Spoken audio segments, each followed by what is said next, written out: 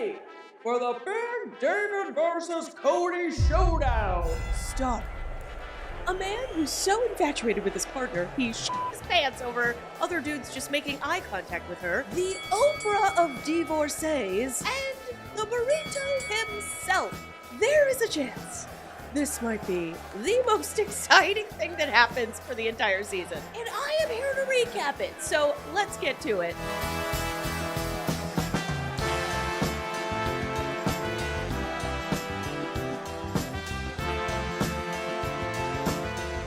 First, I am loving how this episode starts off with some action. Janelle's coming over to visit Meri. I thought I was going to fall out of my chair when I realized we weren't starting the episode off with 9 minutes of various talking heads. Janelle tells us that she's going over to Meri's to have a little tete-a-tete about Coyote Pass and the potential legal consequences that are coming up.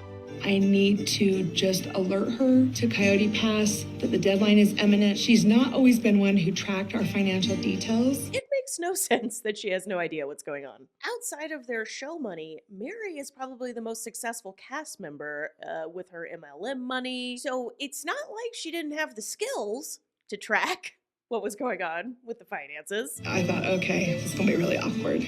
I don't see this as a social visit. I think Meri and Janelle really need to rewatch First Wives Club. I really think Goldie Hawn, Bette Midler, and Diane Keaton in a white power suit is what these three OGs need. You remember, you don't own me. Don't tie me down, cause I'll never stay. I'm young, and I love to be young. Just say and do whatever I please. No, no, you don't own me. You don't own me.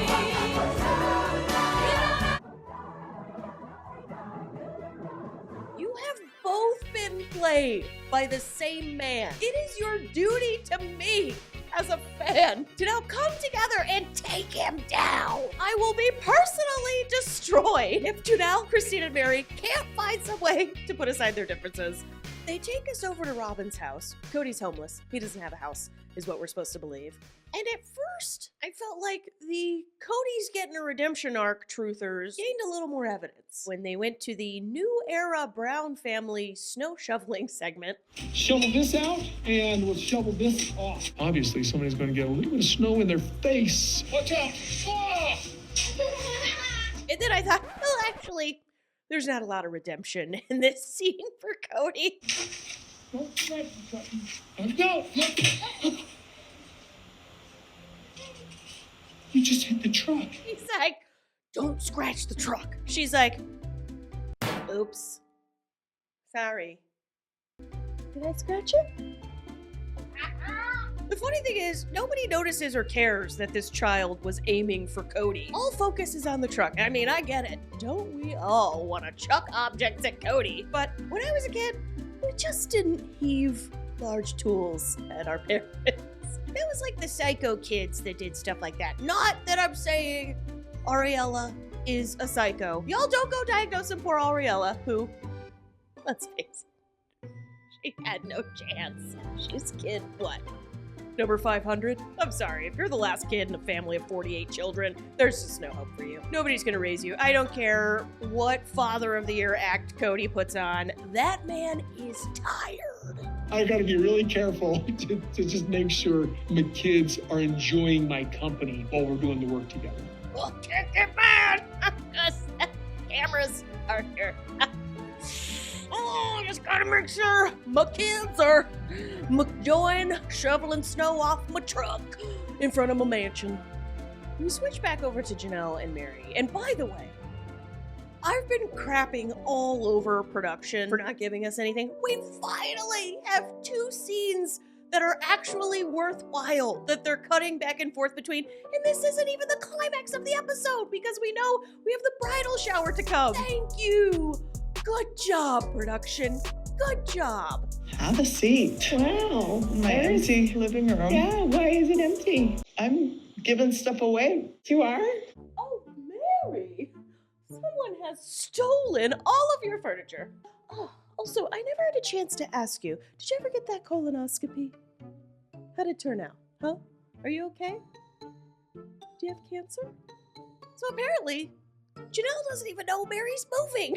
Like, this is a group of strangers. I mean, I told my Arby's cashier when I was about to move from Minneapolis to Chicago, okay? Meri hasn't bothered to let anyone know what's going on with her, and I'm not blaming her. Nobody has really shown Meri any loyalty, but oof, it's a long path to my first wife's club dream.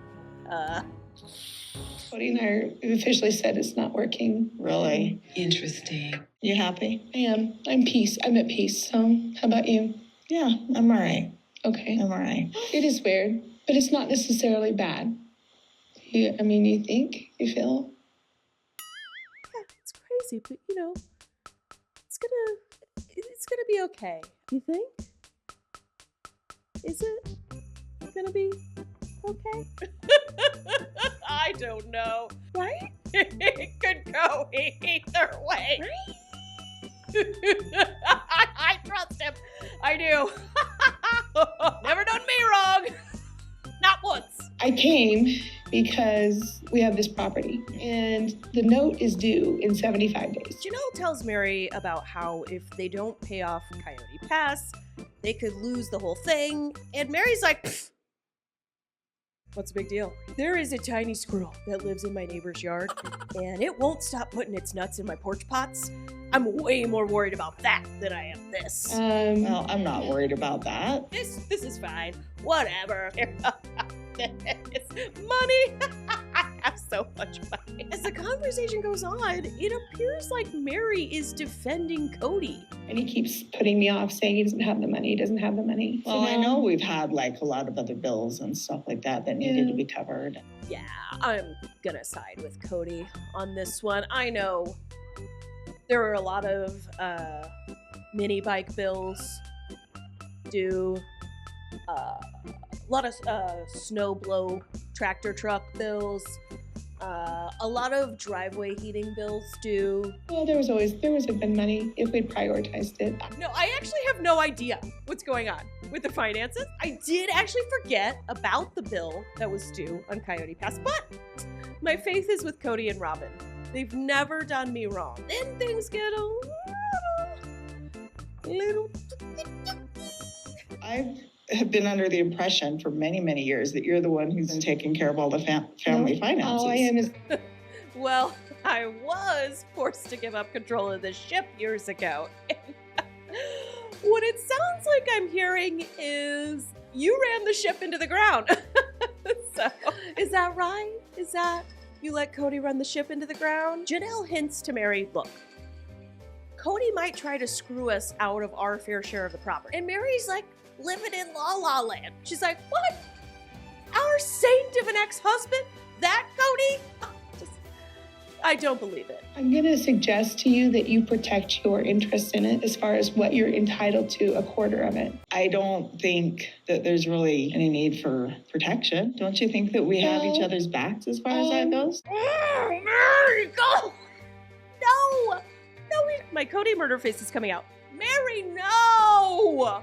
He doesn't have your back. Where's Jen? We need to see with Jen so she can be like, wake up! Janelle tries to tell her, and Mary's like, oh, so you don't have my back? Do you not have my back? Meri, it's Kody! Kody and Robin! Kody and Robin don't have your back. Janelle's just in an impossible situation here. She'd need to rent one of those planes that fly banners and make the banner in a LuLaRoe hoodie font and have it say, Kody doesn't have your back! And then also pay a gay men's chorus to go to the B&B and stand in Mary's driveway and just like sing in Christmas Carol form every bad thing Kody's ever said about Meri on the show. Like, I'm just bored, I never loved you. I offered gum and you turned into Voldemort. You disgust me, I cannot even be in the same space as your face. You should be aware of what's going on. Tell me what's going on. I don't know what's going on. Oh, do tell. What's up? What is up? Meri, she's been telling you. You could lose the land if you don't pay it off, and Kody might not distribute it evenly. She technically is entitled to a quarter of the value of the property. Her name is only on one piece, and it's in conjunction with Kody and I. So if worse comes to worse and it's sold, she probably won't get a quarter. For me, one of the most memorable lines from the trailer was when Meri said she wasn't going to choose sides. And this is where that line comes into play. I feel like everybody in the family has a different opinion about what has been happening with the finances. And I don't know which of it is true. I'm not going to take sides. I'm not going to be in the ex-wives club. I'm not in the Kody and Robin club. Meri seems to see this as Janelle asking her to take sides. Janelle's not asking Meri to hire a hitman. She's just warning her that you're not in a great position here legally as far as whose name is on what. And Meri's like, I'm not gonna go burn in my bra with Christine and Janelle. They basically asked me to start a Kody Brown podcast. No, not choosing sides. I feel like I better protect myself. Sorry that you felt like that. Sorry that you feel that way. All right, the Christine and David origin story continues. This week we are watching them look for a house to buy, which I don't actually mind as far as the Christine and David plotlines go. We have Wendy Fullwood as our realtor today, and poor Wendy probably agreed to be on this show for a little bit of positive publicity. She is not going to show Christine a single house that Christine is remotely interested in. So, oops. It's just a regular stove. You need a double stove. There's not 2 stoves. Oh, only 1 fridge. Oh, only 9 drawers, not 47 drawers. Plig fams, you know, we gotta have 1 for each utensil. And 3 pantries, 1 pantry alone, just for cream of mushroom soup cans. David rents a place for him, Christine, and their whole crew to stay while they visit Flagstaff for Gwendolyn and Bia's engagement party, which is going to end up being a footnote. Actually, it's less than a footnote. It's like a disguised footnote that you have to shake your phone to reveal. It's like a whisper in the wind, and it's really windy out. And there's a lot of trees and leaves, so it's like, David meets Kody.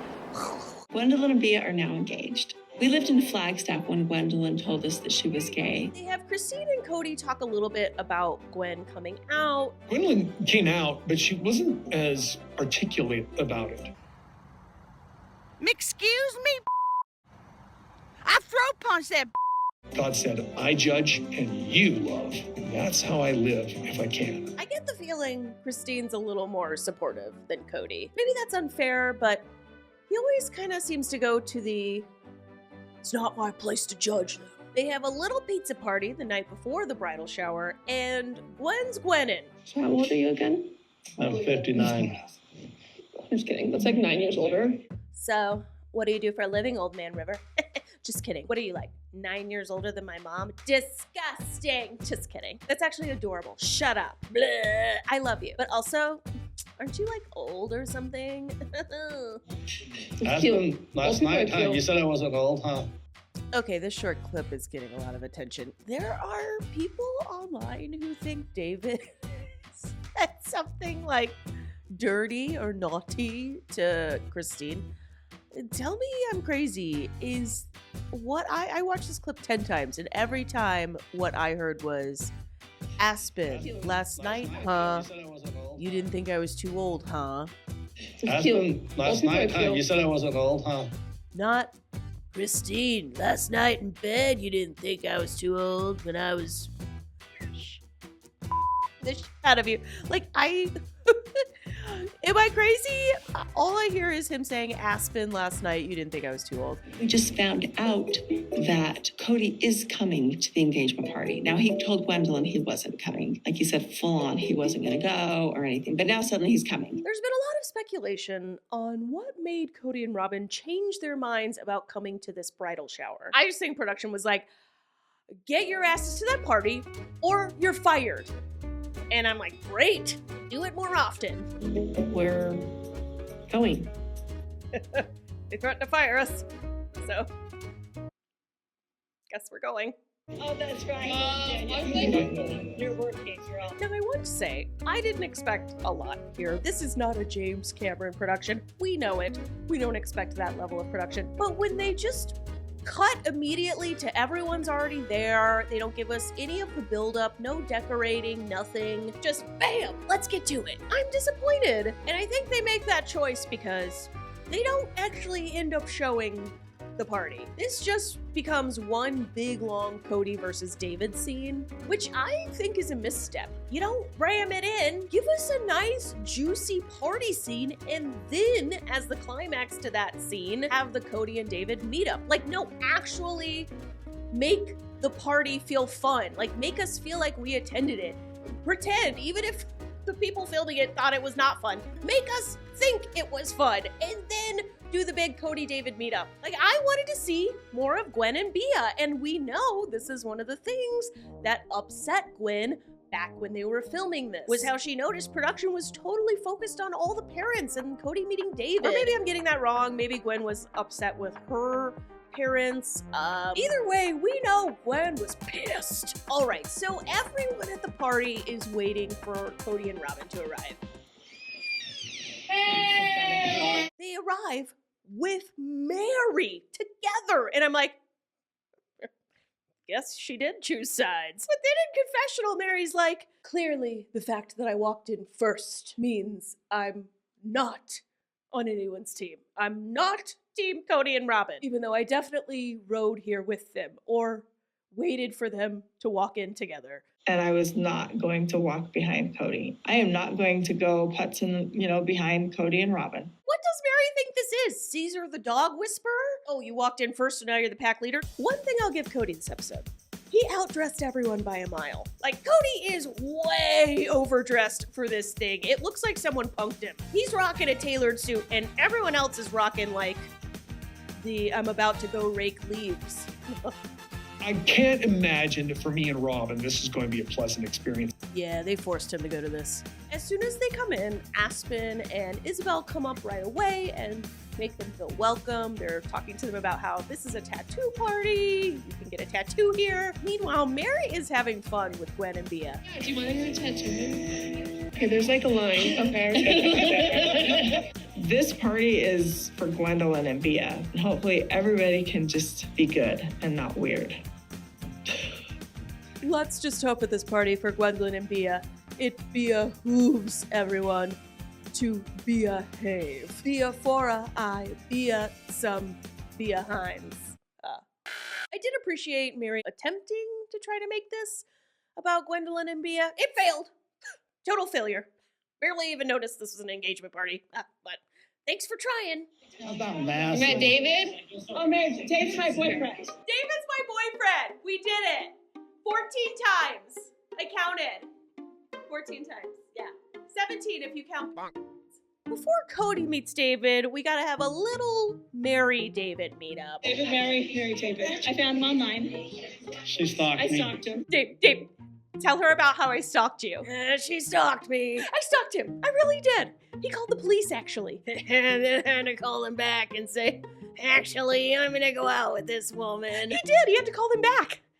For me, the best part of the episode is Meri doing a callback to the catfishing incident. I found him online. You better be careful about that. Yeah, right. You make a good job. We all know what happens when you go online. You get halfway down an emotional affair path, find yourself balls deep in a catfish scandal that will literally haunt you for the rest of your reality TV career. But I'm sure you're being careful. You've seen his birth certificate, right? Just don't send him any late night pics of you with fruit, okay? The internet is forever. This hug from Meri and Christine is a highlight of the episode. They tell each other they love each other, and this is what I love to see. As Kody begins narrating his perspective and view of how the party's going, he hits us with this line. I'm here with my shy and pretty wife, my one pretty wife. What is he doing here? Like, no, really, what is this? Is he saying she's his only pretty wife? Or what even is he saying here? Like, what does her looks have to do with anything that they're talking about? Is he saying like, oh, she's so boring, but she's pretty. She's got that, and I'm gonna say it in this confessional because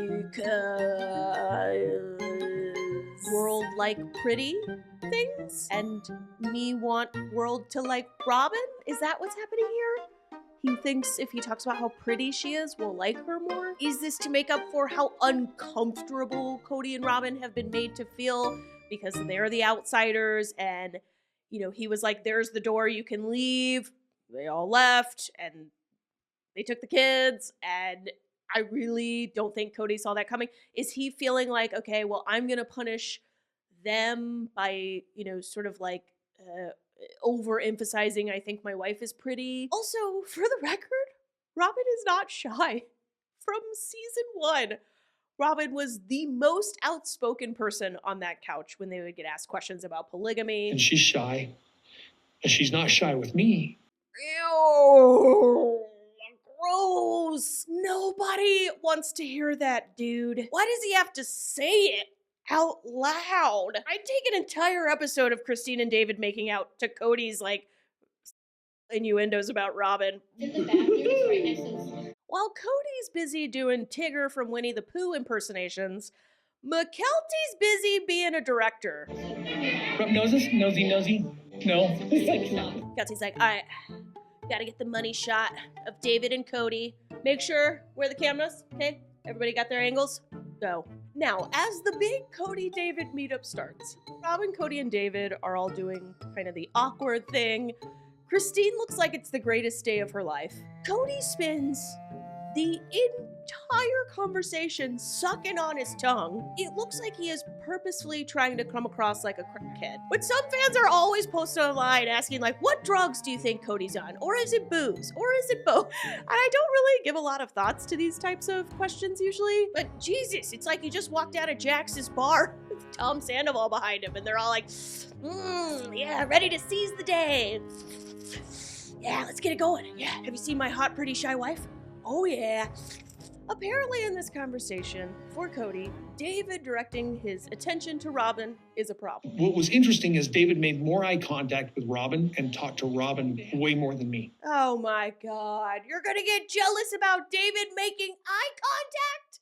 Eye contact? David makes a comment a lot of grandparents make about their grandkids, about how grandkids are more fun than kids. And Cody's all, I have a 7-year-old and I still think that she's funner than any of my grandkids. First off, we know he never makes any effort to see his other grandkids, so what a slap in the face to Maddie. Secondly, remember that? Because he looks like he's trying not to show his murder face on camera in this scene, to me. This is not the face of a man whose 7-year-old outranks all his grandkids in terms of fun. I mean, it was fun for me. I enjoyed it. At one point.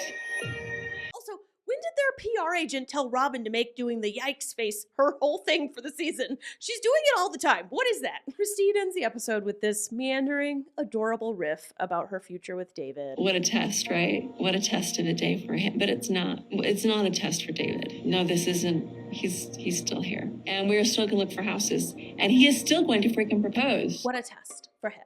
But not for David. Not my David. He will never be tested because he sailed through all the tests already before they were even given out. And we are still gonna look for houses, and I am still gonna get my 47 drawers, and I am still gonna get my 3 stoves, and he is still going to propose to me. And that's it. I will say, despite this being Gwen's engagement party episode, she gets 0 confessionals, which I assume happened when she got upset with production. And I get why she felt that way. But it really ended up punishing me. I was the one punished because I am sure them having 0 confessionals contributed to them dimming that part of the storyline. Can't focus on the happy couple if happy couple refuses to do a confessional. All right, what are your thoughts on the big David and Kody meetup? Did it live up to everything you thought it would be? They have so little to work with that they end up showing most of the interesting moments in trailers and promos. these days, and so I was underwhelmed by the Kody David meetup. I was much more into basically all of the other things going on during the episode, mostly everything with Meri. All right, I'll see you next week when I have a recap for episode 10. Don't forget to subscribe if you haven't already.